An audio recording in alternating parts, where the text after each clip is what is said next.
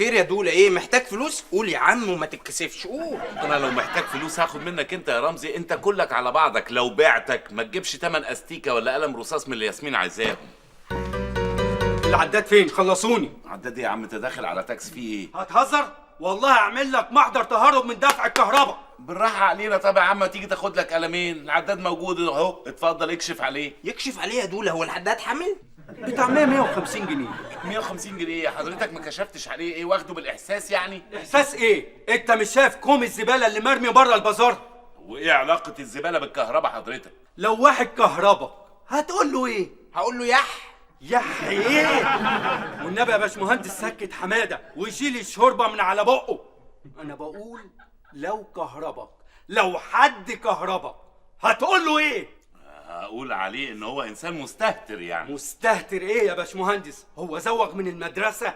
طبعا هتقول عليه بني ادم زباله. يا سلام، انتوا ماشيينها كده دلوقتي يعني؟ هو كده من ساعه ما اكتشفوا الكهرباء والناس بقت تزبل مع بعض. بقول لك ايه، هتدفع الكهرباء ولا اقطع الميه؟ لا طب وحضرتك دلوقتي يعني ايه علاقة المية بالكهرباء؟ يا غبي يا غبي يا غبي، ما مفهومه يا ابني. انت مش كل يوم عشان الحر اللي موجود ده بتروح ترش ميه قدام البازار؟ طيب وانت بترش الميه مش اكيد ممكن تطرطش على حد ماشي؟ طبعا يا دولة. اكيد ساعتها بقى بيقول لك يا بني ادم يا زباله، ساعتها تعرف ان ده بتاع الكهرباء.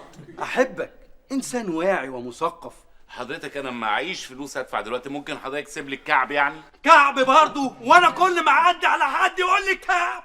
مفيش حد اداني جنيه يعني امشي من غير كعوب؟ اتفضل يا سيدي ادي الكعب. ايه ده؟ اكيد الراجل ده اتكهرب قبل كده. وانا هعمل ايه بس؟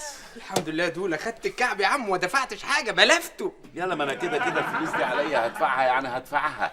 طب انا عندي فكرة يا دولة، بص احنا نبطل نرش مية علشان نوفر في الكهرباء. ما انت يا عيني مش هتفهم هم مصعبينها عليك زياده، ما انت غبي يعني. انا اعمل ايه؟ ادي 150 جنيه، غير كده بقى لسه رانيا ولسه كل اللي في البيت، غير ياسمين مصاريف مدرستها والاكل والشرب والكتب والكراريق. اعمل ايه؟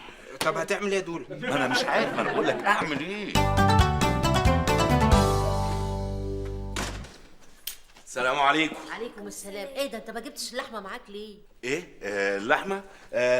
بكره ان شاء الله يا ماما. بكره ده ايه؟ طب والخضار؟ الخضار هتعملوا ايه بالخضار من غير لحمه؟ معقوله يعني هتاكلوا الاكل قرديحي؟ ما يصحش يعني يا ماما. يعني يا بابا هتجيب الحاجات دي ولا مش هتجيبها؟ انت مالك؟ انت بتتكلمي في حاجه زي كده ليه؟ مامتك فين؟ خدت امها واختها وراحوا فرح واحده صاحبتها. فرح؟ والله ناس رايقه قوي الناس دي يعني. انا مش فاهم في حد يعمل افراح اليومين دول؟ بسم الله الرحمن الرحيم هنبتدي الليلة. لا لا لا لا لا لا ليلي الف مبروك يا رانيا، اتخطبتي ولا ايه؟ لا أنا عندي حالة من السعادة والانتعاش يا عادل. والحاله بتاعت الانتعاش دي كانت بسبب الفرح اللي انت رحتيه طبعا. يا عادل فظيع واوفر من الفظيعين كمان. مش عايزة أقول لك الأفراح اتطورت إزاي، تجنن تهبل. اهم حاجه يعني كان في بوفيه واكل وتعشيتوا. ده كان اوبن بوفيه يحتوي على خيرات الله. وده يعني كان في حلو بقى بعديه؟ يا ده احنا اشجار بقى، موز بقى واناناس وجوز هند بقى مدلدق على الارض وحاجات كتير بقى. ولا الزفه يا عادل، مش عايزه اقول لك على الزفه رهيبه. الزفه؟ ايه الزفه؟ ايه مالها يعني؟ الزفه دي كانت زفه واحده، دول 3 انواع من الزفه، سمسميه وبورسعيديه ودمياطيه. وعايزه اقول لك بقى ثمن الزفه الواحده كام بقى؟ بكام ثمن الزفه؟ 2000 جنيه. نو 2000 جنيه و3 4. 3000 جنيه 4000 جنيه ليه؟ بيقولوا ايه فيها الزفه دي؟ ايه اللي بيقولوا ايه؟ ده اساسا هم ما بياخدوش 3000 جنيه في اليوم، لان اصلا الزفه الواحده بتلف مثلا على 4 5 افراح في اليوم. نو اكتر من كده بكتير، بتاع 10 20 حاجات كده. يعني على الاقل الزفه دي بتعمل لها بتاع 10000 جنيه في اليوم. بس كانت رهيبه يا عادل، الناس اتجننت بالزفه، فاكره يا مامي؟ تحفه. ايوه بس برضو ما هو اللي بيقولوه في الزفه هو بقى لهم 100 سنه يعني. لو طوروا الزفه دي ممكن يعملوا ارقام اكتر من كده. انت قلتي لي الزفه دي بكام في اليوم؟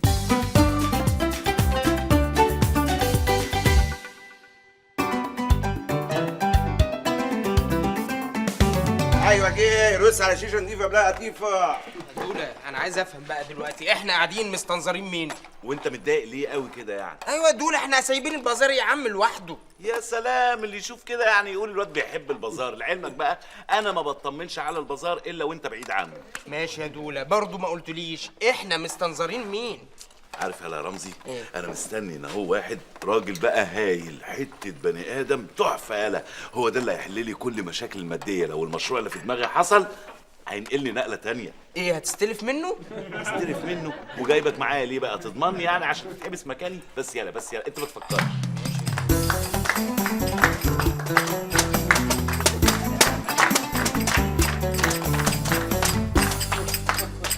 يا اهلا وسهلا، يا اهلا وسهلا.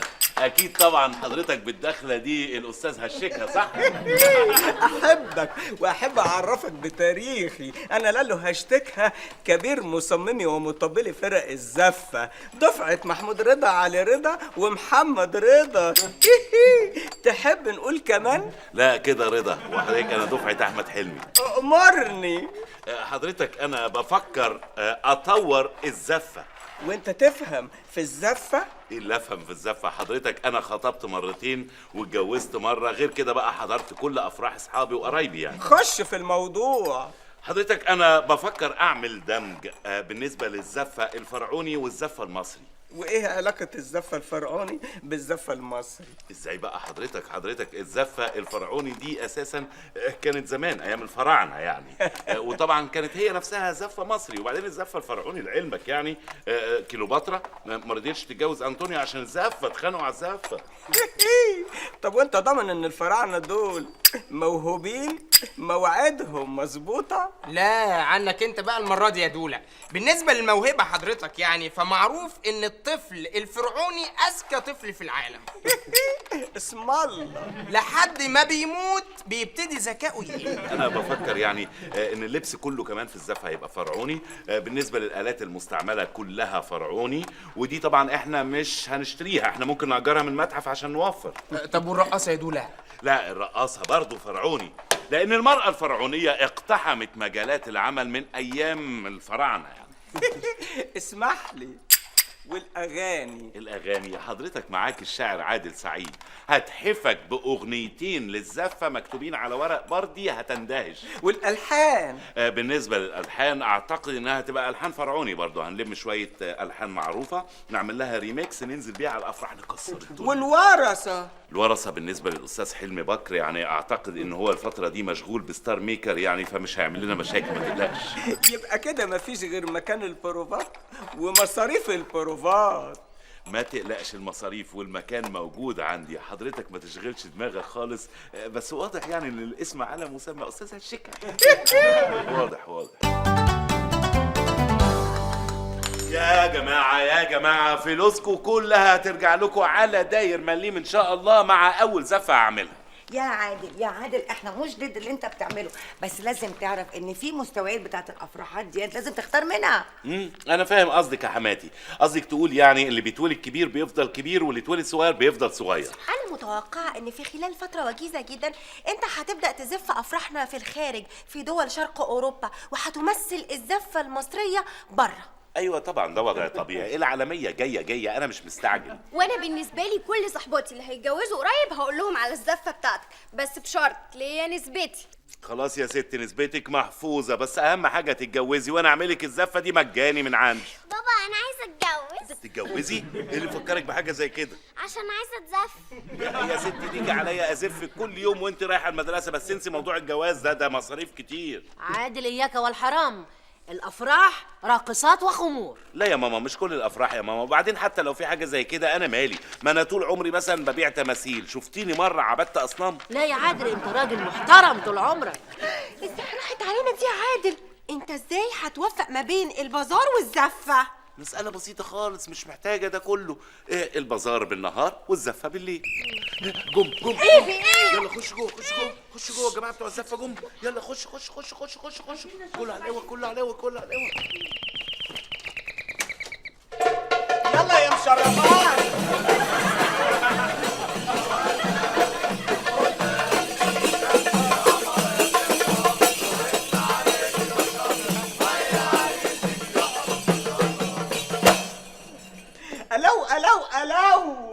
سمعني سلام وتحية للناس المية مية، سمعني سلام ليالي الحلمية.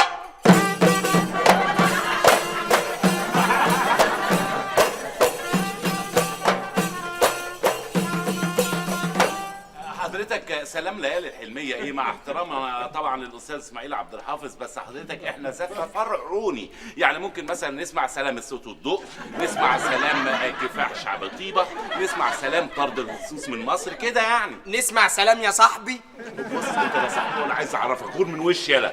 بقولك ايه يا سيدولة، السكة دي انا ما اعرفهاش، ظبط الفرقة واديني عربوني. عربون حضرتك موجود طبعا، اتفضل. معلش هو عربون قصير شويه لكن هو اللي موجود يعني.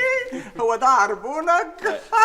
انا بقى الفرقه دلوقتي عامل لها نيو لوك فظيع جديد، هلبسكوا لبس غريب. رمزي. نعم يا دوله. روح هات الهدوم يلا. عينيا. هدوم ايه؟ يخرب بيتك. دقوا المزاهر يلا يا اهل البيت تعالوا، جمع ووفق والله سادة صب جمع ولفق ايه يا اخوانا؟ الكلام ده كلام قديم، احنا زفه فرعوني، كلنا لابسين فرعوني، لازم نغني غنى فرعوني. ايه يا عم القائد، هو انت هتغير في الكلام كمان؟ يا جماعه لازم الكلام يبقى فرعوني يا اخوانا، افهموني بقى. يا دوله بقى خلوهم يا عم يطبلوا بقى يا عم، انا خلاص سخنت على الرقص يا دوله. بس يالا سخنت على الرقص ايه؟ انت مال؟ انا بص اساسا انت مش هتبقى في فرقتي ولا حتى هتيجي تتفرج على الزفه. يا دوله انا لو خدت فرصه واحده بس في حياتي في الرقص دي هضرب دينا وهقعدها في البيت. يخرب بيت، انت طموحك يالا تبقى رقاصه؟ انت مش فاهم يالا. ماشي ايه هتضربني يعني ولا ايه؟ ماشي خد يا رمزي. نعم يا دوله.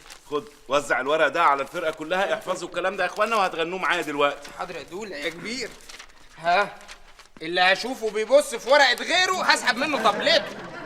اي حد يالا يقول كلام غير اللي في الورق ده قول لي يالا. حد يسجر يا دوله. حد يسجر صح. اقعد معايا يا اخوانا.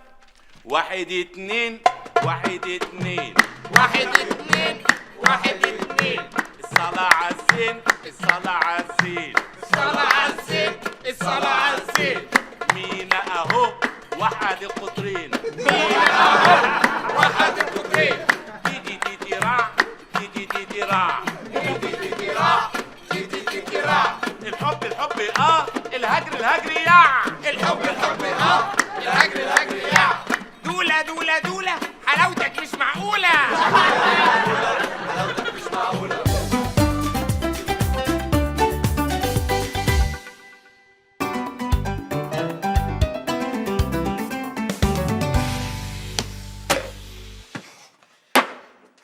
يالا ولا ايه المروحه اللي انت مشغلها لي في البازار دي؟ دوله بص احنا بقالنا 10 ايام عمالين نهرف نفسنا بروفات وما جاتلناش لغايه دلوقتي حتى قرايه فاتحه ولا طور حتى. ما يجراش حاجه، السوق نايم دلوقتي بتاع الافراح، يعني اكيد كل الناس الفنانين اللي زينا بيشتكوا، يعني اكيد عمرو دياب بيشتكي وتامر حسني بيشتكي وكل الناس بتشتكي. مساء الخير. مساء النور، اهلا وسهلا. من فضلك يعني حضرتك، وانا بفرش شقتي وكنت محتاج شويه تحف وانتيكات يعني او اي حاجه. انت مكسوف ليه قوي كده يعني؟ وانت مش هتدفع فلوس ولا ايه؟ يا دوله احنا في عرض زبون دلوقتي يا عم. ها شويه تخفيضات يا دوله وتسهيلات، فتح مخك. بص رمزي، يا اهلا نورت الدكانه دي كلها حضرتك والله. بص احنا حضرتك عاملين لك يعني تخفيض 90%. موافق 90% تخفيض؟ طب ما تديله البضاعه ببلاش وتديله فوقيهم 30 40%. لا ما بحبش اخد حاجه ببلاش، الفلوس كتير، اهم حاجه ان انتوا تشرفوني قدامنا سايبي. قدامنا سايبك؟ افهم من كده ان حضرتك متجوز؟ لا لسه ما اتجوزتش، الجمعه الجايه ان شاء الله. ايه ده؟ هتتجوز لسه الجمعه الجايه؟ لا الف مبروك. ايوه الف مبروك ايوه حضرتك. لا معلش حضرتك يعني اتفقت مع فرقه زفه ولا لسه؟ لا لسه. بص حضرتك انا ممكن اخدمك خدمه جامده جدا. انا ممكن اخدك مقاوله، البضاعه اللي انت عايزها كلها اديها لك، وغير كده كمان انا ممكن اعمل لك الزفه، وزفه مش اي زفه فرعوني. زفه فرعوني؟ حلو ده. ايوه يعني زفه هتدخلك التاريخ يا ابو العرسان كلها. بص يا حضرتك، الزفه هتطلع ان شاء الله من سقاره كاريتا فرعوني، انت والعروسه هتركبوا. لا انت لوحدك تركب، والعروسه هتكون بقى عند الكوافير في المعبد، واخد بالك؟ نقوم احنا بقى ايه رايحين لها بالكاريتا كده، وتاخد العروسه ونقوم طالعين عند سقاره مثلا، ولا نروح لا عند الهرم الكبير. اخد حضرتك بقى بالكاريتا كده اهو، نلففك حوالين الهرم الكبير، حوالين الهرم الكبير، يكون حماك بقى اللي هو ابو العروسه شايفينه نازل من على الهرم الكبير، نازل جري نازل جري خايف. ليه الهرم الكبير نازل من خوفه. بعد كده بقى ايه، نقوم واخدين العروسه ومودينها على النيل، ونقوم رامينها في النيل وتننا راجعين على طول علشان تبقى عروسه النيل. لا حمار غبي، انا هرميهم عند حضرتك يعني، ما تقلقش خالص. بس على فكره الزفه دي ما حصلتش، هتشرفك قدامنا سايبك وقدام العالم كله. زفه فرعوني. ربنا يخليك يا رب، ربنا يخليك يا رب. زفه فرعوني. والزفه دي على فكره مش هتكلفك كتير خالص، يعني الزفه دي ممكن تخش لها مثلا في 2000. يا دونا ايه ده 2000 مبروك، 2000 مبروك. الزفه دي ب 500. 500؟ ده انا كنت عامل حسابي في 1000 جنيه. ما هو 500 دول اللي هم العربون، وبقيه ال1000 بقى اللي انت عامل حسابك عشان الزفه تدوم لنا يوم الفرح ان شاء الله. حلو ده. ادي ال 500، ادي ال 500 جاهزين اهو. يا متشكرين قوي، متشكرين قوي. ان شاء الله ان شاء الله ميعادنا باذن الله يوم الجمعه الجايه الفرح. حلو. باذن الله يوم الجمعه الجايه ان شاء الله ناخدك، هنعمل لك زفه ونعمل لك فرح ان شاء الله، تطلق بعديه على طول. الزفه الفرعوني. الزفه الفرعوني.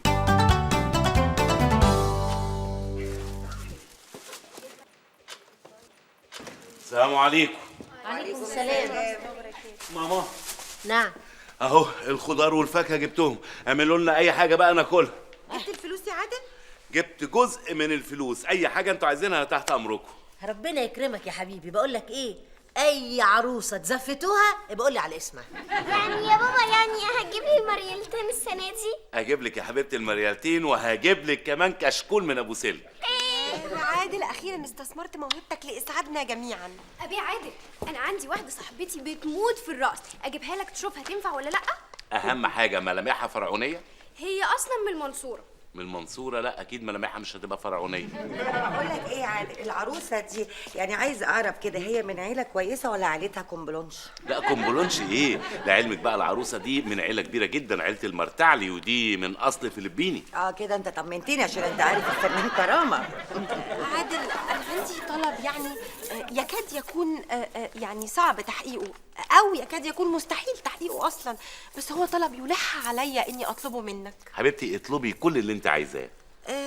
هو انا عندي طلب يعني هو معنوي قوي. ايه هو بقى؟ انا نفسي اتزف. تتزفي؟ قوي قوي.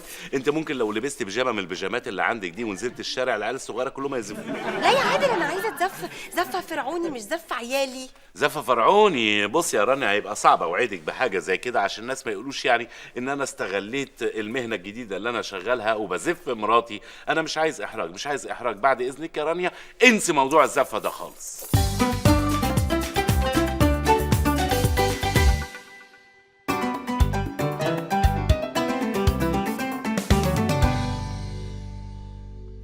ده ايه الفرح الارديحي ده؟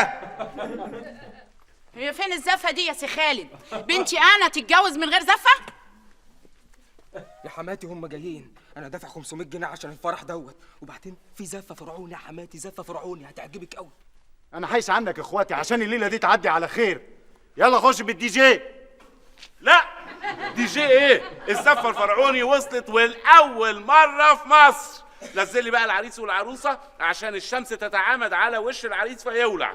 ما تقلقش ما تقلقش، الزفه 100 100 يا معلم. يلا يا فنديه، 1 2 3. زوروا المقابر يلا يا اهل الخير تعالوا، جمع وحنط والله وقفلوا اللي قالوا.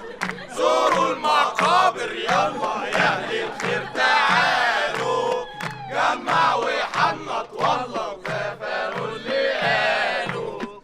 عريس قمر وعروسته مسلة، جابت جهاز طبقين مع حلة. عريس قمر وعروسته مسلة،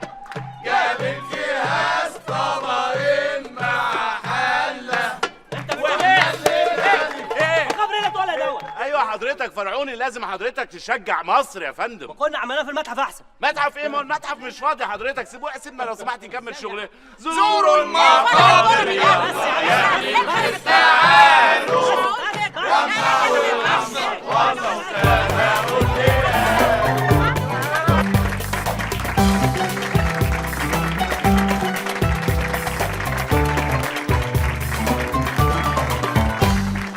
ايه يا رانيا؟ صاحيه من النوم تتفرجي على التلفزيون؟ رانيا يا ماما الساعة 2 بالليل يا ماما، حد يقوم من النوم عشان يقعد يتفرج على عتريس؟ رانيا قومي نامي يا ماما، قومي نامي. قومي يلا يا رانيا. عتريس الجد غاضب غاضب.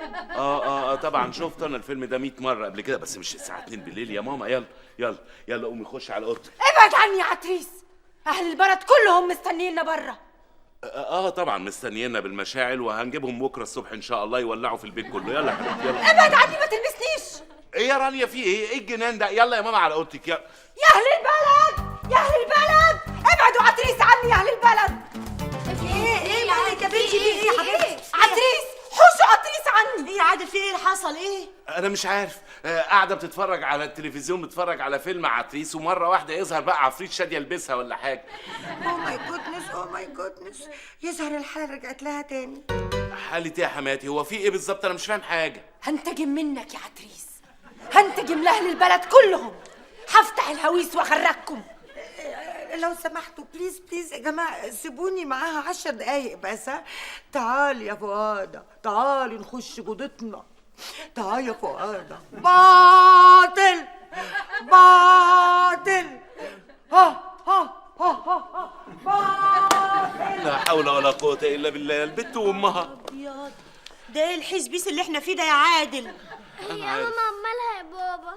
مش عارف يا حبيبتي، يظهر يا حبيبتي جالها برد في مخها، يعني ما تقلقيش. طب ما انا سمعت تيتا مجيدة عماله تقول لها يا فؤاد، عماله تقول لك يا عتريس. انا بنت مين؟ انت بنتنا يا حبيبتي عادي خالص. انت بس بتحلمي ولا حاجه. خشي نامي نجلاء، خديها ودخليها اوضتها. تصبح على خير يا عتريس، وبقول لماما فؤاد تصبح على خير.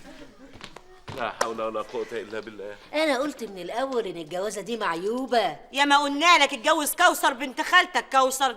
عيني على كوثر، وأنت اللي مرضتش. وأنا بس اللي مرضتش، ده شباب مصر كله مرضيش. يظهر والله أعلم إن رانيا دي عليها عفريت. جواز عتريس من فؤادة باطل باطل باطل باطل. الجنان اللي انتوا فيه ده انا مش فاهم. في ايه يا حماتي؟ ايه اللي حصل بالظبط؟ قولي لي. هي رانيا فعلا عليها عفريت؟ عفريت ايه بس انت كمان؟ عفريت ايه بس؟ الحمد لله اهي نامت يا عتريس واتكومت.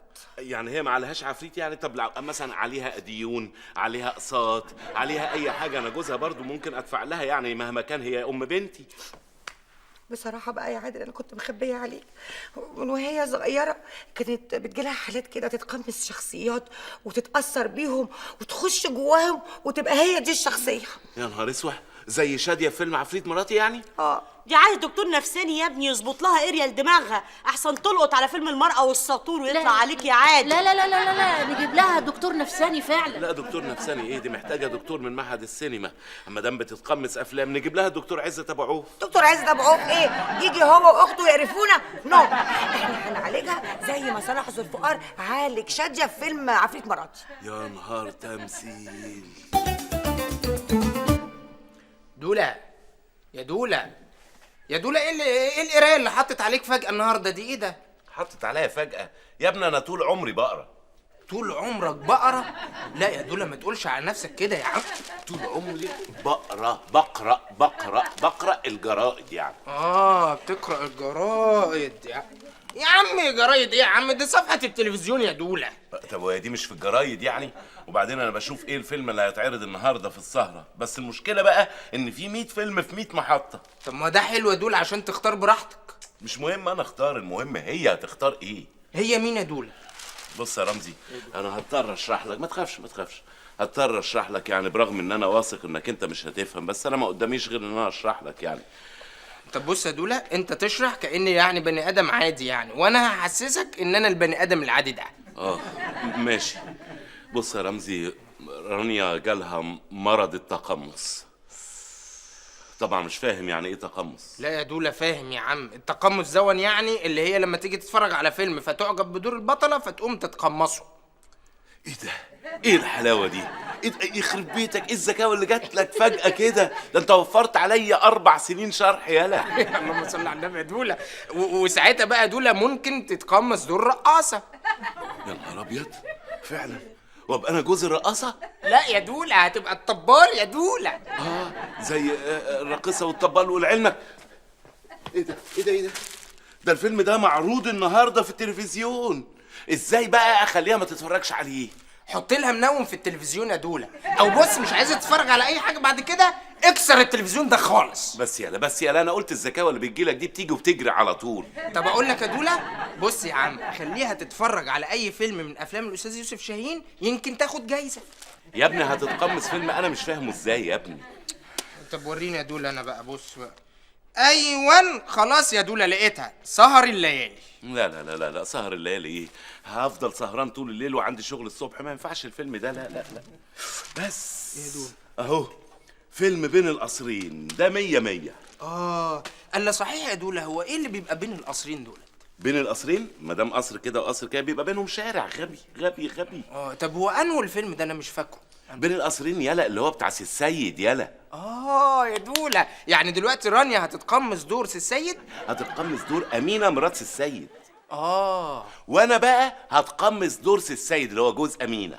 لا طب وانت هتتقمص ليه يا دوله؟ انت عيان انت كمان ولا ايه؟ لا يالا هي اللي عيانه، بس احنا لازم نساعدها، لازم نعيشها جوه الفيلم، ما نخرجهاش بره الفيلم خالص عشان ممكن يحصل لها انتكاسه فتعيا يعني. يعني كلنا لازم نعمل كده. كلنا يعني ايه؟ يعني انا بقى يا دوله نفسي بقى انا اتقمص انا كمان بقى ونقفل البازار ده هون. انت نفسك تجيب ظرف ونفسك تجيب ظرف وخلاص. بازار ايه اللي يتقفل؟ البازار هيفضل زي ما هو مفتوح يالا. المهم، تعرف حد بيبيع طرابيش؟ عارف ايه هي الطرابيش ولا مش عارف؟ يا دوله انت ليه بتعاملني كده يا دوله؟ لا الطرابيش عارفها يا عم، الطرابيش اللي هو كان لابسها سي السيد في الفيلم اللي هي لونها اسود. يالا لونها اسود عشان الفيلم ابيض واسود. الطربوش اصلا بيبقى لونه احمر، واخد بالك، وبيبقى له كده هو شراشيب بيسموها زر. يعني المهم يعني انت هتروح للراجل بتاع الطرابيش ده، هتجيب من عنده طربوشين وتجيب لنا بقى جلابيتين وتجيب لنا عبايتين وتجيب لنا شنبين، وربنا يسهل بقى.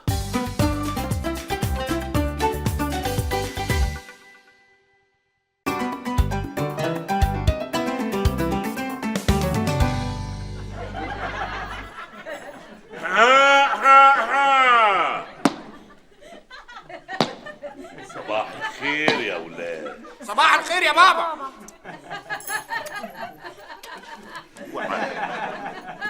صباح الخير يا امين. صباح الخير يا سي السيد، من شر حاسد إذا حسد ومن شر النفاسات في العقد. عاملة ايه يا امين؟ عاملة فضلة خيرك فول وطعمية وبيض. كل يوم فول، كل يوم فول. مفيش حتة جبنة نستو، مفيش حتة لانشو. الواحد خلاص قلبه اتحرق. فول فول فول. معلش يا بابا، كنا قاعدين لوحدنا وما كانش في حد يقضينا الطلبات، وانت عارف احنا ما بنبانش على رجاله يا بابا. والنطع ده ما بعتهوش يشتري ليه؟ كنت بنفخ الطربوش بتاع حضرتك يا بابا عند العجلاتي. واخوك التاني بتاع حقوق انتساب اللي بيعورني كل سنه ب 500 جنيه فين هو؟ مات في المظاهره النهارده الصبح يا بابا. مات؟ خلاص يا امينه ما تعمليش حسابه في الغدا النهارده. حاضر يا سي السيد، بعد اذنك يا اخويا كنت عايزاك في كلمتين. خير يا امينه، عايزه ايه؟ بناتك يا اخويا جالهم العدل، جدعين اسم النبي حارسهم طول بعار. وانا هقدم لهم في كليه شرطه. خلاص انجازي بيشتغلوا ايه؟ وائل يا بابا اللي منمر عليا بيشتغل كمساري في مترو الانفاق خط المرج فرع شبرا. وتامر اللي منمر عليا يا بابا بيشتغل سواق على خط حلوان. وافق انت يا اخويا، وافق، وهم هيبقوا يعملوا لك اشتراك. الجدعين شاريين. وانت بدل ما انت قاعد عمال بتحش كده، قول لي بتشتغل ايه اللي يشوفك يقول وزير معارف. وانت ما حصلتش كاتب في مدرسة النحاسين. والله يا بابا انا شغال تحت ايدي 6 زي حضرتك كده اهو. يا بابا يا بابا خلصت الجبنة يا خلصت الجبنة وانت عارف ان مفيش لانشو. اضرب فول يا سيد. مش ضارب فول، انا خلاص هتكل على الله، اروح اكل في الديسكو. يا امين عايزه حاجه؟ طب والراجلين اللي طالبين بناتك دول؟ هقابلهم هناك في الديسكو. يلا سلام عليكم. يسترك ولا يفضحك، يكسيك ولا يعريك، إلهي يبعد عنك ولاد الحلال يا رب. اوعى ما قالت تبعد عنك ولاد الحلال. غبي يعني ابن حلال وغبي. مع السلامة يا بابا. مع السلامة. مع السلامة يا بابا. مع السلامة يا بابا. مع السلامة. اوعي يا عيد يا حديدة بالراحة يا ولاد. يعني ايه ما عرفتش ترجعهم؟ انت مش فهمت الراجل ان احنا كل شويه هنعوز نأجر منه هدوم تمثيل؟ عندنا تمثيل بالهبل، هو كل حاجه ما تعرفش تعملها. والله يا دولا قلت له فهمته يا دولا، بس هو قال لي البضاعة المؤجرة لا ترد ولا تستبدل. يعني ايه؟ يعني يبقى تمثيل وخراب بيوت؟ استغفر الله العظيم. ايه ده؟ النهارده عارضين فيلم عنتر بن شداد. يالا الله يا دولا. انا طبعا بقى هعمل دور عنتر ورانيا هتعمل دور شداد. لا يالا رانيا هتعمل دور عبله. الله، يبقى انا بقى دولا صفصفت لي هعمل دور شداد. شداد ايه اللي تعمل دوره؟ شداد ده ابو عنتر وما كانش ليه دور في الفيلم ده، مات من قبل ما عنتر يتولد اصلا. انت هتعمل بقى دور شيبوب اللي هو صاحب عنتر لهبل. هيبقى صاحبك انت دولا؟ ماشي يا دولا ماشي يا دولا. طب عنتر ده كان لونه اسود. يبقى وانت بتجيب الهدوم بتاعت الفيلم هات معاك علبة ورنيش. حاضر. بني ولا اسود؟ يا غبي، عنتر كان لونه ايه؟ اسود. يبقى هات علبة بني. حاضر يا دولا.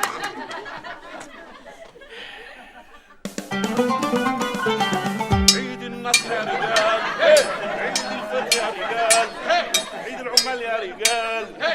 يا عبلة لازم تمسكي السيف بإيد واحدة يا عبلة. تقيل قوي يا عنتر، هيعورني. لابد انك انت تتعلمي الدفع عن نفسك يا عبلة. وانت رحت وين يا عنتر؟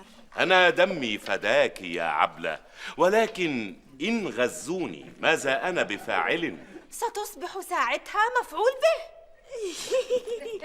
ما تخجلنيش يا شيبوب. ليه مش بتعلمني الرشق بالسهام يا شيبوب؟ اقول لك تيجي اخلع لك عين وانت تخلعي لي عين ونعيش ترش احنا الاتنين. بس انا اخلع لك عينك في الاول. اشمعنى؟ عشان لما اهرب منك ما تشوفنيش. بماذا ارد على ابي يا عنتر؟ أبوك بيعجزني يا عبلة، عايزني أجيب لك خيمة تمليك. أنا كل ما أستطيع أن أفعله أجيب لك خيمة إيجار جديد يا عبلة. إيجار جديد يا عنتر؟ وإذا ربنا كرمنا أجيب لك خيمة دوبلكس دورين، أو أجيب لك شبرا الخيمة لو تحبي. لكن أنا مش أقل من صحباتي في القبيلة. صحباتك في القبيلة هذه هي إمكانياتي يا عبلة. أنا كل يوم بمر بظروف صعبة، بيموت لي خروف، بيموت لي معزتين، بيموت لي جديين، وكل ده بسبب الغبي شيبوب. وحتى إن وافقت أبي مش هيتنازل عن 100 ناقة حمر. 100 ناقة حمر؟ أنا كل اللي أستطيع أجيبه 12 ناقة وصفر مش حمر يعني. وليه ما تعملش زي الشباب وتاخد قرض من بنك الإبل الدولي؟ انت يا عبلة انت اللي بتقولي هذا؟ عايزاني اقترض من البنوك؟ لا، افرضي تعثرت في السداد، ياخدوا الجمالين اللي حلتي. الحق يا عنتر، الحق يا عنتر. ايه الدوشه دي؟ ما انا جنبك يا غبي. عايز ايه يا عنتوره؟ قطاع الطرق طلعوا علينا ما بين الجبلين. بين الجبلين؟ وايه اللي وداك هناك؟ الحته دي لبش جدا يلا. هو اللي حصل بقى يا عم. المهم هم قالوا لي اوصل لك رساله. رساله؟ هاتيها يعني اقول. بيقولوا لك يا عبدي يا اسود. انا اللي اسود؟ ما انت اللي مخلص علبه الورنيش، بتتعامل مع خلقتك انها جزمه برضو. وقالوا لك ايه تاني؟ بيقولوا لك يا اللي رباك غير ابوك. ليا الفخر ان اللي رباني خالي والخال والد، المهم ان اتربيت. وايه تاني؟ بص يا عم بقى، انا مش عارف ايه، انا هروح اقول لهم ايه دلوقتي. بص خد يا عم، ادي الكارت بتاع زعيم العصابه، في العنوان بتاع الخيمه بتاعته ورقم الموبايل بتاعه، وروح يا عم انت بقى فك العسل المعيز بقى. خلاص انني ساتصرف. غور روح مع المعزه اللي كنت واقف معاها. عبلتي لقد اتحلت الحمد لله من عند ربنا يعني. ايه جبت ال100 ناقه الحمر؟ لئن وجدت عنده ناقات لاخذتها مكسرا ومحطما وحارقا، وان لم اجد فانت يا عبلتي طالقا. السلام عليكم. وعليكم السلام ورحمه الله وبركاته.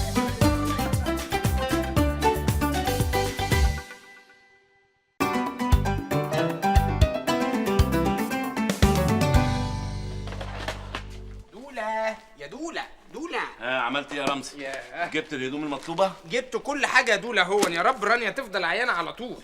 اللي هو يعني صحيح واسلامات ده اللي هو انه ده دولة فيلم اسلامات يلا اللي هو بتاع لبنى عبد العزيز واحمد مظهر، ساعة اما كان حسين رياض ماشي بقى في الشوارع وعمال بيدور على لبنى عبد العزيز وعمال بيقول يا جهاد يا جهاد انت فين يا جهاد، دوختيني عليك يا جهاد. يا دولة لما هي قعدت تقول له انا هنا قدامك اهو سلامة انا هنا. ايوه صح يا ساعة اما محمد صبيح كان عامل بقى بتاع التتار وليه شنبات ضخمة جدا كده اهو، ودخل قال يا جماعة انا لو عايز اكلم شعب مصر اعمل ايه يا جماعة؟ يا دولة صح يا دولة. طب ورانيا دلوقتي يا دولة هتعمل دور ايه في الرجاله دي كلها؟ لا رانيا بقى هتعمل دور شجره الدر. الله صحيح يا دولة، هي شجره الدر دي يعني شجره بحق وحقيقي اللي هو يتاكل منها حاجه يعني؟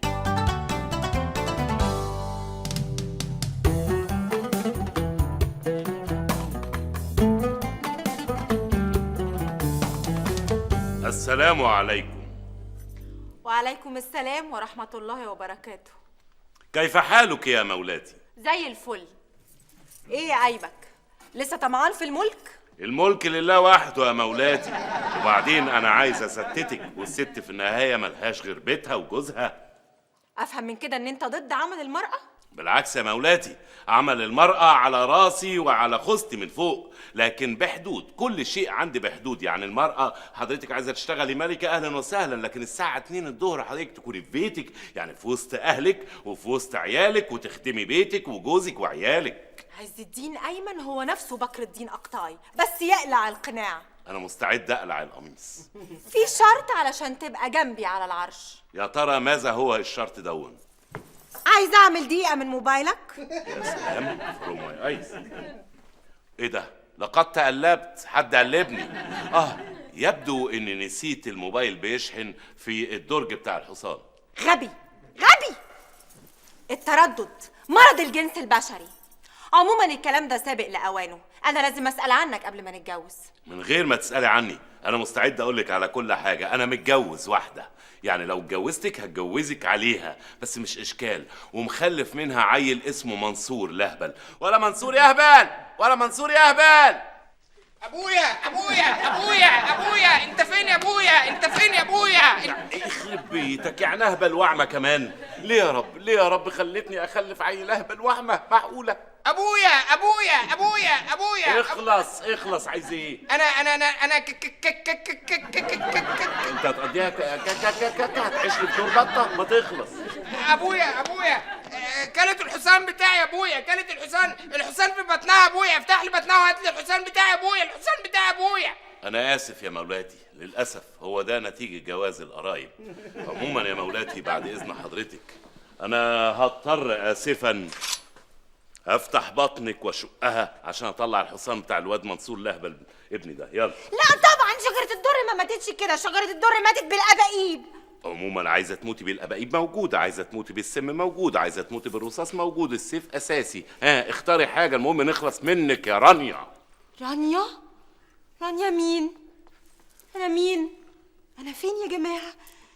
هو ايه اللي بيحصل؟ ايه اللي بيحصل ايه يا مولاتي؟ انت شجره الدر. بس بقى يا اخي اسكت بقى بدل ما اشقك. انت رانيا. ايوه رانيا، وده بيتك، ودي اوضه نومك، وده مطبخك، ودي تلاجتك، وده جزمه. طب كده ليه دايب يا دوله؟ عادل. ايوه يا عادل يا حبيبي. ايوه عادل يا رانيا، ايوه كده اخيرا فوقتي. كفايه تمثيل بقى. ايوه يا رانيا انا عادل. ايه ده؟ ده انا اتعذبت يا رانيا، انا اتعذبت، اتبهدلت، اتمرمطت.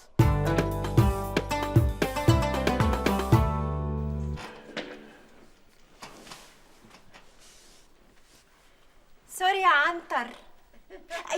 سوري يا عادل، سوري يا عادل. بجد انا بعتذر على كل الحاجات الوحشه اللي انا سببتها لك، انا اسفه. ولا يهمك ولا يهمك، عادي يعني، ما فيش اي حاجه حصلت، انا ما شفتش منك اي حاجه صراحه يعني. بس انما ليه يعني يا رانيا، ايه اللي حصل لك يعني؟ ما هو اصلي حبيبي زمان كان من ضمن مواهبي الكتيره المتعدده طبعا اللي انت عارفها موهبه التمثيل، لكن للاسف بابا كان ممانع يعني، وكان عامل مشكله ان انا امثل نظرا للاصول التركيه الفرنسويه السعوديه اللي احنا منها.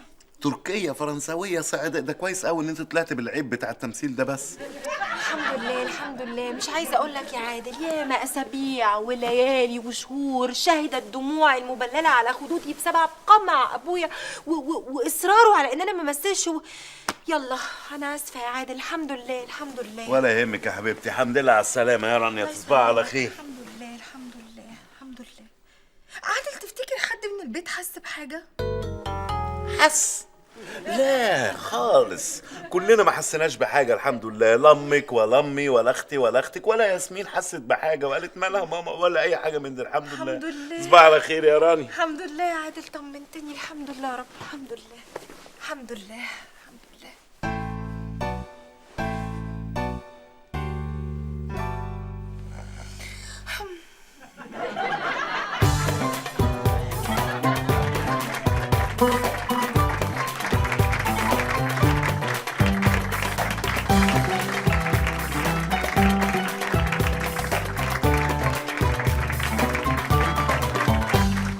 هي الساعه كام دلوقتي؟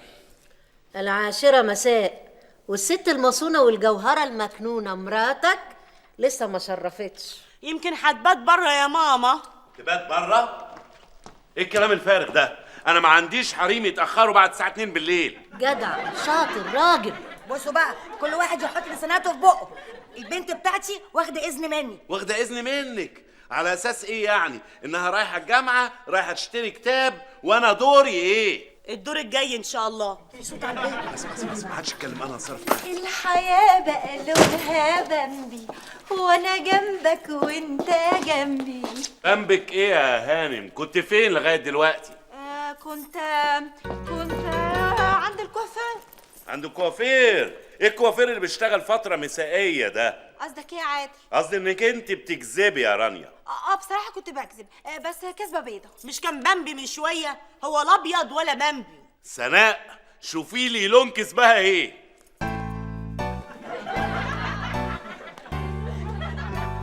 دوري لي كده. انت بترفعي مقاسات، ما تخلصي يا سناء. لعلمك بيبان باقي الصبر يا عادل. مراتك كانت في ميعاد مهم وما خبيش عليك. الحالة خطيرة خطيرة، لازم نبطر القلب. قصدي كان يهمها قوي انها تبان انها جميلة مع اللي كانت قاعدة معاه يا عادل. خرب عقلك، انت عرفتي ازاي؟ مكياجك اللي معمول الساعة 1 الظهر، وشعرك اللي لسه مظبطاه ما بقالكيش ساعة، وريحة البرفيوم اللي طالعة وناشعة منك، والجزمة مكعب عالي ما بتلبسهاش غير كل 3 سنين مرة في المناسبات الرسمية، انك بتخافي تدلقي وانت ماشية بيها. كل ده عاملاه ليه؟ رايحة تجيبي عيش وخضار؟ كنت فين يا هانم؟ وقولي بسرعة. ما كنتش في حتة. ما كنتيش يعني مش هتقولي؟ هخلي سناء تعرف لي كنت فين. هتقولي ولا خلي سناء تتصرف؟ لا اوكي انا هعترف يا عادل، بس لو سمحت انا عايزه اقعد معاك في جلسه منفرده في مغلقه. جلسه منفرده مغلقه؟ بعد اذنكم يا جماعه، فضولي الصاله، فضولي ولا اقول لكم خليكم احنا هنخش جوه نشوف كانت فين. اتفضلي. دلوقتي بقى هانم، انا عايز اعرف كنت فين ومع مين. انا كنت مع الشهره، مع المجد، مع الفلوس، مع الثراء الفاحش.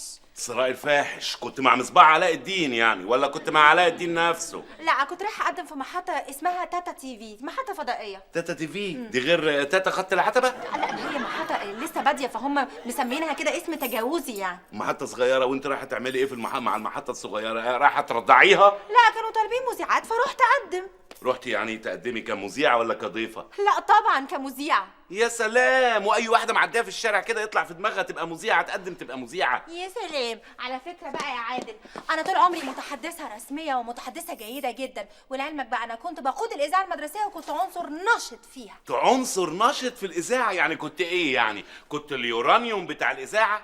بيبي بليز، أنا محتاجاك دلوقتي أكتر من أي وقت فات إنك تعضدني وتساعدني أطلع سلم مجدي. وتطلعي سلم مجدي ليه؟ افرضي مجدي ده اتضايق مثلا، ولا قال مين اللي طالع على السلم دلوقتي، ولا كسرت له سلمه، يجي بقى يصدرني مثلا ويقول لي لو سمحت مراتك هي اللي بوظتها تعالى صلحها. هي يا عادل بقى بليز أرجوك بقى، مش عايزك تفضل كل شوية تحطم في طموحاتي. طموحاتك ايه؟ انا مش فاهم، كل شويه يا رانيا يعني ارحميني، كل شويه تطلعي لي بافتكاسه. طب انت عارف بقى الافتكاسه دي لو ضربت معايا هاخد كام؟ انا مش عايز اعرف، انا ضد المال وضد الشهره. اوكي يا عادل، عموما هي لو ضربت معايا هاخد 10000 جنيه في الشهر. ايه 10000 جنيه بصي يا رانيا، يعني انا ممكن اساعدك، يعني مش كمراتي بس، لا يعني انا واثق من امكانياتك. ومجدي ده لو ضايقك ولا حاجه وانت طالعه السلم صدرهولي، انا اساسا ماسك عليه حاجات يعني 10 يلا. طب بصي يا بيبي بقى، انا محتاجاك تقف جنبي على اساس ان انا ايه، اول مره في حياتي هقف قدام كاميرا تلفزيون، فمحتاجه يعني اعمل بروفات حيه كده كمذيعه وسط جمهور وكاميرات، على اساس يعني اجرب نفسي في اداره الحوار. حبيبتي ما تقلقيش خالص، بصي انت بالنسبه للشغلانه دي محتاجه فيها كاميرا ومحتاجه فيها شويه جمهور ومحتاجه فيها، بصي اي توجه اعلامي انا مسؤول عنه يا ماما، انا اللي هدير لك كل شغلك، ما تقلقيش. 10000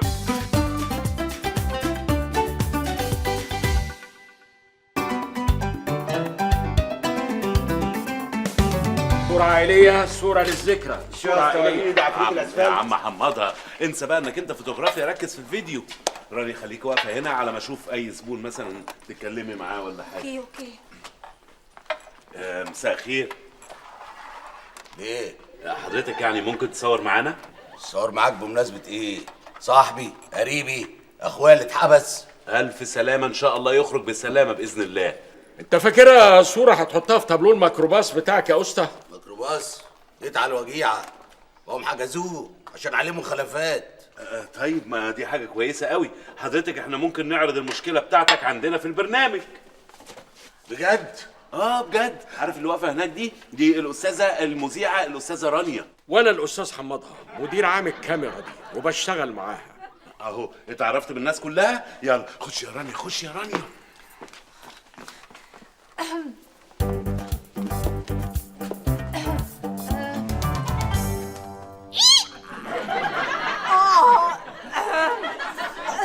ألف لا بأس يا أختي، واحد ينسون لي قبل المذيعة حتة. أنا الصواليت. عادل مرتبكة عادل، مرتبكة يعني. طب مكياجي مظبوط؟ المهم ظبطي دي، ظبطيها وخش خش. شعري حلو. هايل عندك جل يكفي 5 ستات. يلا خش. ما تخلصونا يا اخوانا. الشيشه حته. انا يا استاذ. معقوله يا استاذ حمضها الشيشه ايه اللي انت عايز تشربها؟ ما ينفعش اثناء الشغل يعني. حضرتك هتصور ازاي؟ هو انا يا ابني اللي بصور؟ احنا مجرد اسباب، دي كاميرا فيها زر، تدوس على الزر الكاميرا تصور على طول. الله احترم وجهة نظرك.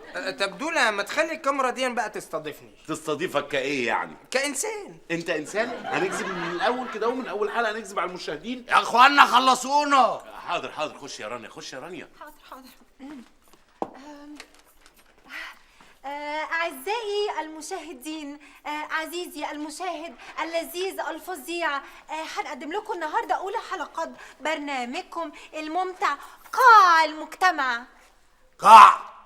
قاع دي منظرها شتيمة. لا حضرتك شتيمة ايه؟ هي تقصد يعني انك انت شاب من الاخر يعني. اتفضل. اذا كان كده ماشي، اتفضلي يا اختي. ومعانا نموذج سلوكي نتعرف بيه.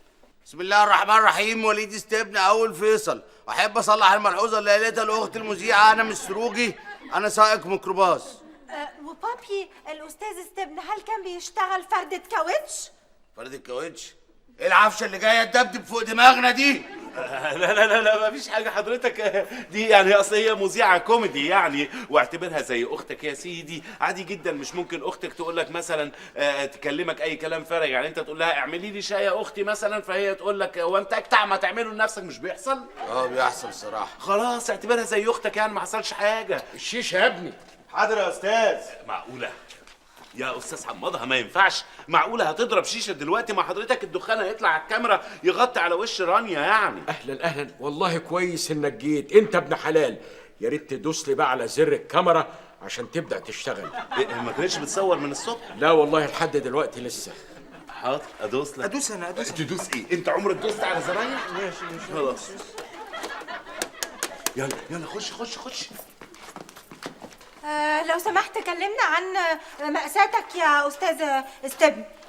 بسم الله الرحمن الرحيم. انا بس اشتغل سواق على ميكروباص ترس هرم.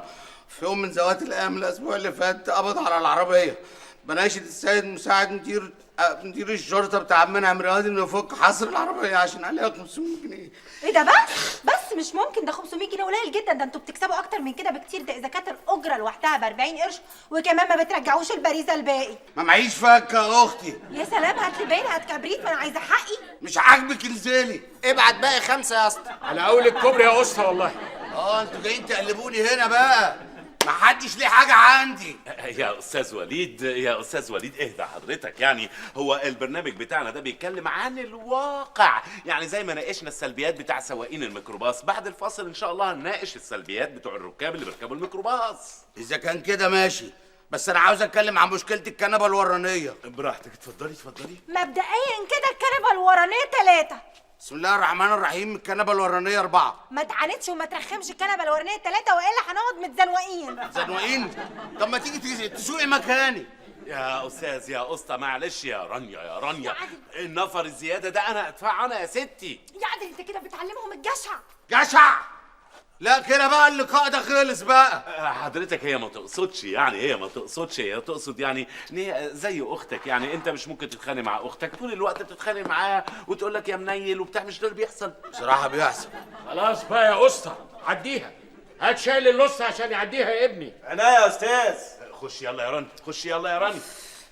وبالنسبه للهباب والعدم الاسود والحاجات والدخان الوحشه اللي بتطلعوها اللي دبحتونا وقرفتونا بيها، ايه يعني اصرف لكل راكب انبوبه اكسجين؟ وايه المشكله؟ ان انت تجيب انبوبه اكسجين تلف على كل الركاب ورا بعضيهم؟ ايه هنصرف عليكم بقى؟ ايه ده؟ انت ما تحترم نفسك يعني، انت مش عارف انت بتكلم مين ولا ايه؟ انا هكون بكلم مين؟ تاكسي العاصمه بالاصفر اللي لابسهولي ده. اوعي يا تاكسي، اوعي يا رانيا. حضرتك ليه بس اعصابك يعني سايره طول الوقت؟ يعني اهدى ما يجراش حاجه، يعني زي اختك برضه زي اختك. احترم نفسك انت يا حيوان يا انت، انا همرمطك. حيوان؟ لا قول لي حيوان. لا انت كده بقى عندك حق يا عم. انت تطلع دلوقتي على الاسم وانا يا عم هشهد معاك على قله ادابها هي وجوزها. بس يا حيوان. اسم ايه ده؟ انا حق اخده بدراعي. يخرب بيت دراعك، ده انا هكسر لك دراعك من غضاريف وهفتحك بالبتاع. بقول لك يا عادل طلع الواد ده بره، هات واحد تاني يا عادل. واحد تاني ايه واحنا كوبايات؟ انا عارف. انا لو منك ما اسكتش. يا عم حماده، انت معاه ولا معانا؟ لحظه واحده، طريقك فين يا اسطى؟ هرم. تنزلنا اول الكوبري. يلا بينا. ايه ده؟ طب وايه، هتسيب العده وتسيب الكاميرا؟ لا بقول لك ايه، الكاميرا دي رجعوها لاصحابها وخد الرهن، وانا هرجع لشغلتي القديمه تاني. ايوه واحد فيصل. يبقى انا اللي هصور يا دولا. عاجبك كده؟ هنعمل ايه دلوقتي؟ مش ممكن مستقبلي الاذاعي اتضرب. لا على فكره بقى، انا حاسه انها مكيده من احدى المذيعات المنافسات المنافسينات. بصي يا رنا يا حبيبتي، احنا لازم نعترف بخطأنا. الجماعه بتوع المحطه دول مش عايزين شريط يعرفوا من خلاله إيه انت تنفعي تبقي مذيعه ولا لا. خلاص المساله دي سهله جدا وفي ايدي. انا هخليهم يتفرجوا على شريط ما حصلش وانت مذيعه ما حصلتيش. اوكي طب بقول لك ايه، هو مطلوب ستايل معين ليا كمذيعه؟ حبيبتي انا هخليكي تعملي كل الستايلات وهم ينقوا. اتفقنا؟ اوكي.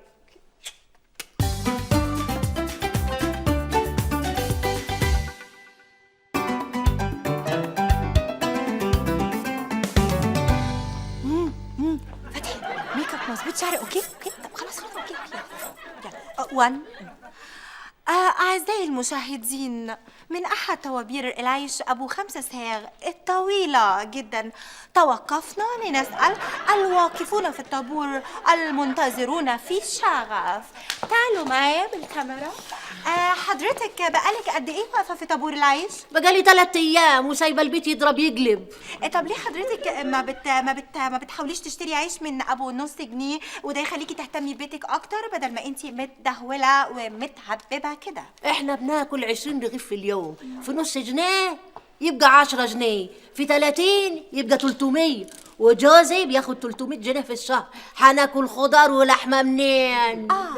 هنا تظهر المشكله الحقيقيه. المشكله مش في العيش، المشكله في اللحمه والخضار. انا اقتراحي عليكم ان احنا نعمل طابور للحمه والخضار. معنا نموذج اخر حضرتك.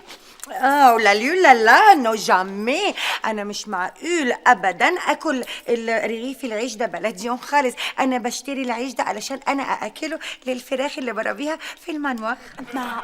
معقوله حضرتك بتشتري العيش عشان تاكلوا الفراخ والشعب ما ياكلش عيش؟ هو بيان سور. اولا انا لما اشتري العيش ده واكله الفراخ بتاعتي هتكبر وتربرب، وبعدين انزلها في السوق والناس كلها تاكل الفراخ ومعيش. وجهة نظر اعزائي المشاهدين، احب ان شاء الله اتبناها في حلقه لوحدها. تعالوا نشوف النموذج الثالث. حضرتك؟ بصراحه انا واخده طابور العيش ده حجه، كل ما حد يسال عليا في البيت اقول لهم ان انا واقفه في الطابور. بس انتي حبيبتي فعلا واقفه في طابور العيش. اصل بابا جه النهارده ورايا بيراقبني. وده نموذج اخر بنطرحه للشباب الطموح جدا. معانا نموذج رابع. حضرتك؟ لا مؤاخذة يا بنتي، ما تأخذنيش، أصل أنا مليانة أمراض كتير وبتعالج في الاسبيتاليا الأمير اللي على الناصية ديت. بصي الدواء، شوفي الدواء أدوية قد إيه اللي معايا، شايفة إيه؟ وقالوا لي لو عايزة سرير تباتي عليه هاتلنا كل يوم 10 رغيفة من الفرن. بصي الأدوية يا أختي. ما تأخذنيش يا بنتي. ومضطرين ننظف طبعا. وده اندماج ما بين وزارة الصحة ووزارة الإسكان. هنشوف نموذج رابع معانا أو خامس.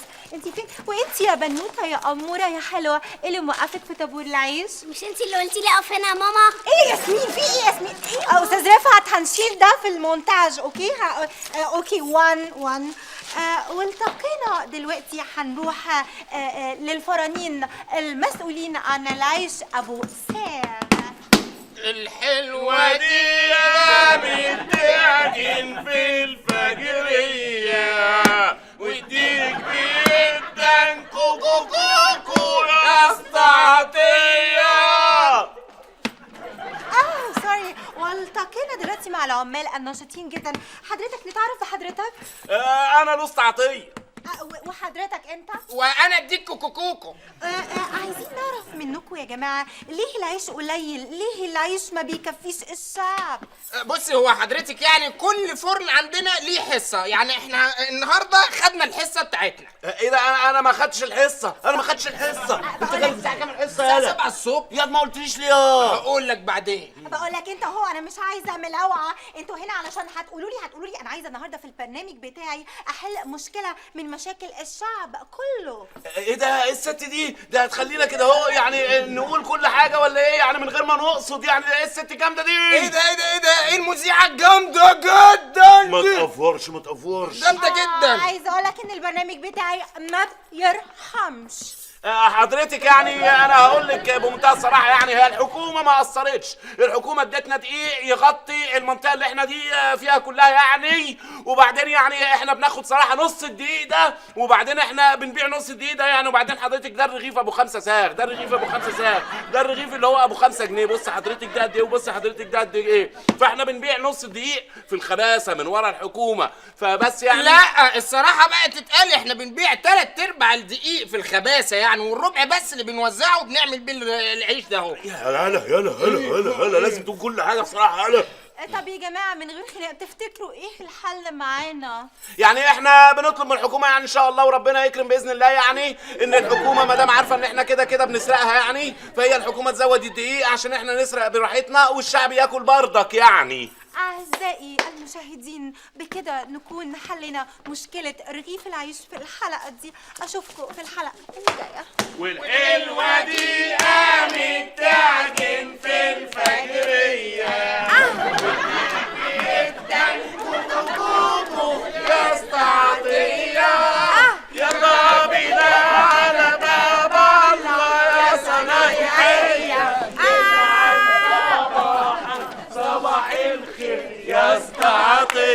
اوكي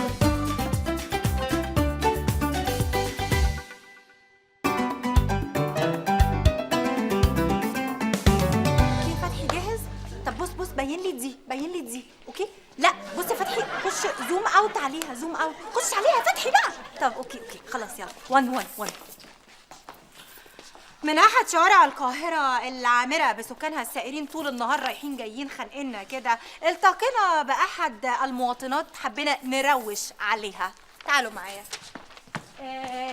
حضرتك مزموزيل، انتي ايه اللي مشيكي يعني دلوقتي في أنا وقت مدام متأخر مش زي ده؟ مدمزيل. طب يا مدام يعني انتي ايه اللي مشيكي في الشارع لحد انا دلوقتي؟ موظفه في هيئه النقل والمواصلات حضرتك، وكنت بدور على مواصله اركبها عشان اروح وظيفتي. مفيش اي مواصله بتخدم على المكان دوت اللي احنا فيه. احنا بنناشد المسؤولين في كل حته في مصر ان هم يخدموا على المواصلات على المكان اللي احنا فيه دوت.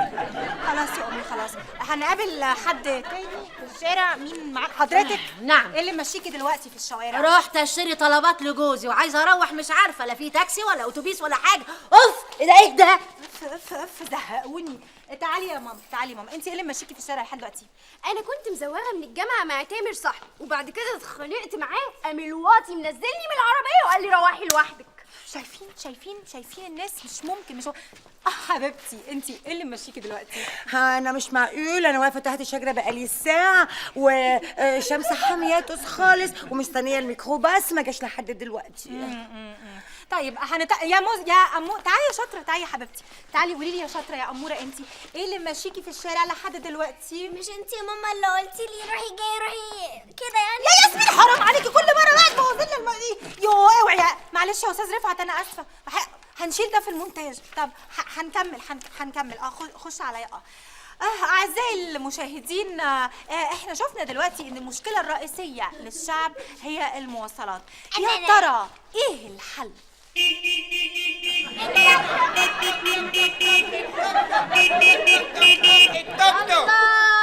التوك توك حلوه قوي المواصله دي. اخيرا هلاقي حاجه توصلني هيئه النقل واروح الوظيفه في معادي. يا ترى التكتوك ده بياخد فيزا كارد؟ عشان انا ما عنديش فيليسيون.